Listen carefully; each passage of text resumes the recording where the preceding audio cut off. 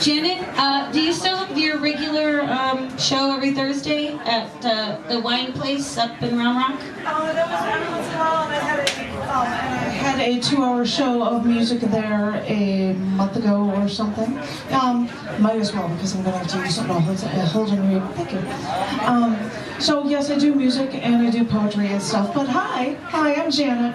This handsome guy over here is John, and happy National Poetry Month, everyone. If anybody has nothing good, I don't need it. No, thank you. Because I forgot my stuff, so I have to read everything off my phone. If nobody has anything going on Sunday, I thought it would be a good idea if we could all get together at Graffiti Park at the far left side, maybe Sunday at like 3:30 in the afternoon, and just bomb the place with poetry.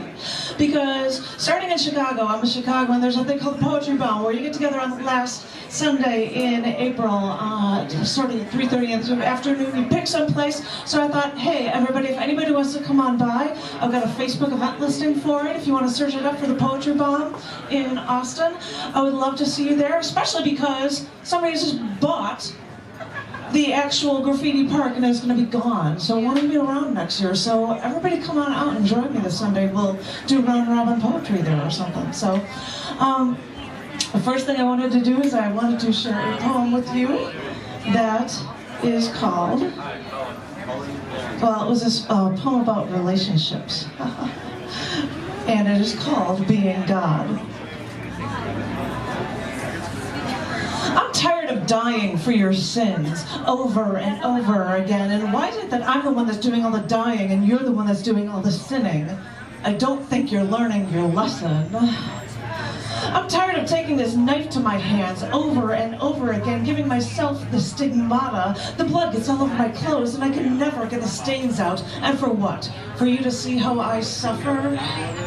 I'm tired of being humble when I'm supposed to be the one with the power. Over and over again, I become your servant, and never are you bowing to me. I don't even get a thank you. I'm tired of preaching to the converted when the converted aren't even really listening. They're all just snoring in the back rows while I deliver my sermon, and isn't even air conditioning in here, and I'm sweating. I'm tired of coming to you and healing the sick, taking away your problems over and over again, giving you something to look forward to, and all I have is an eternity of waiting for someone to take my place and tend to my wounds. I'm tired of giving the earth up to you, watching the devil's work be done. And you know, he's just sitting down there looking at me and laughing over and over again because it's so easy for him when he doesn't have to work. I'm tired of being your salvation over and over again and you turning to me, and I've got no one to turn to but myself. It's a bitch, you know, being your own God, since no one can save me from me. I'm tired of being your teacher, handing you what you need on a silver platter and waiting for that damn collection plate, and someone's always stealing out of it from the back row. I know who you are, you who leave me nothing. I'm tired of wearing this crown of thorns over and over again. The needles prick my skin, and even gods bleed. At least this one does. And whenever I ask you to wipe the blood out of my eyes, well, I can't see you anywhere. I'm tired of being something for everybody when everybody is nothing for me. Maybe the devil has the right idea, you know. Maybe I'll just sit back and wait for you to miss me as you wonder, who's your Messiah now?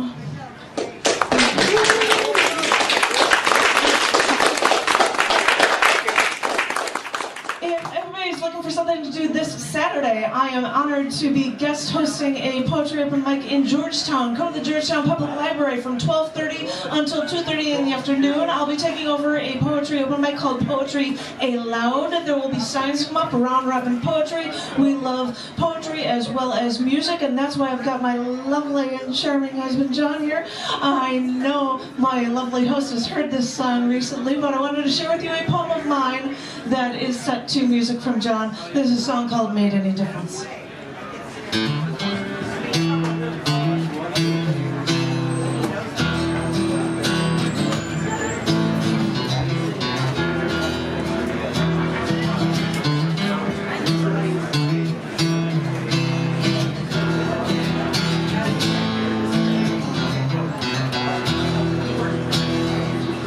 So I'm at my bar, my favorite hangout. I just overheard from people talking that another guy who's always here in the past few months has had a few strokes. Now this is a grapevine, I just heard snippets, but I need to see him put in my 2 cents. He went up for a smoke, and even though I don't, I walked up to him after he lit up. I reached my hand out toward his cigarette. He offered me a new one. I reached my hand out toward his cigarette. He offered me a new one, but I wanted his. Then holding a smoke, I told him that I heard. I spoke of his wife, asked about his kid.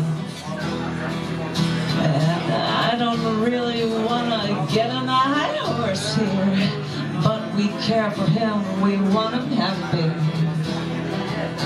He said I was right, he'll take some time off. Then holding a smoke, he said that he should quit.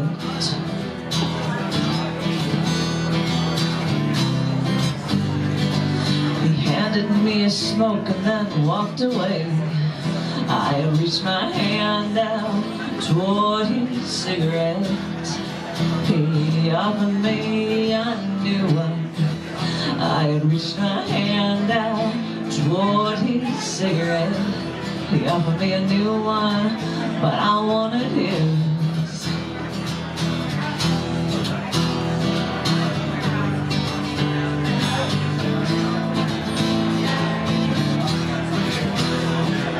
I stood there a while, sucking nicotine, wondering if I made any difference.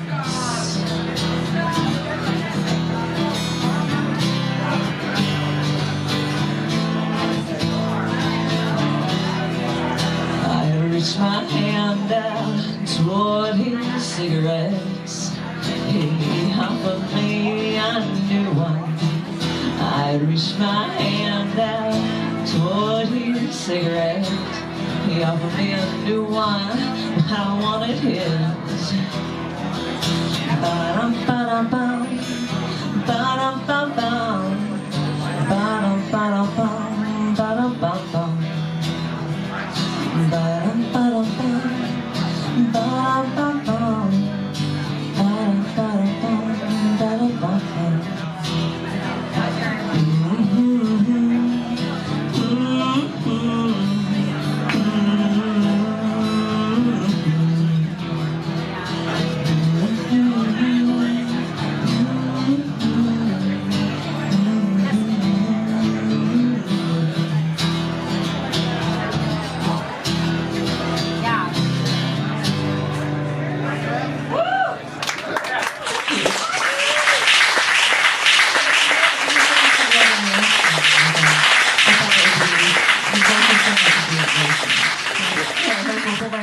Cigarette in the ashtray.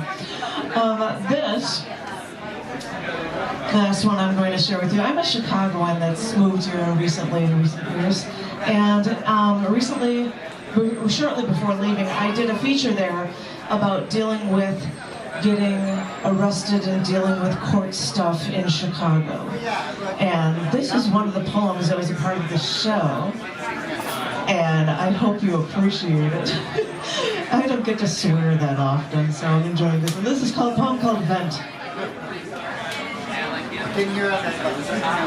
As a part of my bargaining before sentencing, I have to go through group evaluation sessions. There are like a dozen of us in here waiting to start. We all just sit here and shut up and look around and wait. The walls' rooms are painted blue, kind of like an industrial blue, but I don't even know what an industrial blue looks like. The walls make me think of Pepto-Bismol, but not pink. It's like they're a Pepto-Bismol blue. On one wall, there's a motivational poster for opportunity. It says, if opportunity doesn't knock, build a wall. I'm building my walls. I'll scoop out the mortar and slather that grout so thick that no one can move the bricks or hear my screams. Like this place is gonna do me ounce of good. I know I played my cards right and was nice to the cops, but that one guy, the one who's bald on top of his head, and he's got this completely hideous ring of hair circling his head like ear warmers. I'd like to take a stainless steel spade and bash his fucking head in, but once he fell to the ground, I would take an ice pick and pop out each one of his tiny, beady little ugly eyes and then spear his tongue with that ice pick so that he could taste his eye juice. And then I'd have to get the solid steel mallet and split that monk head open, and since he's got brains and they won't seem to move, I'll have to take one of those gardening style hand forks so I can drag out his little brain bits and bruise them apart as his blood coagulates while I scrape out and sculpt them into his shape of a giant middle finger, so that I could say, "Fuck you, cop," in front of what's left of his oozing eyes so that he could see how much he's despised and he could see how little brain that little piece of shit has left. And the funny thing is, he's not even the guy that arrested me. Oh, but session's about to start. Well, they'll ask us then to tell the whole group about our crimes. I don't know why or how that will help us. But it's time to start the show. Turn that frown upside down and act like you want to be here, because this is just one more step until it's all over and you'll be finally free. Thank you.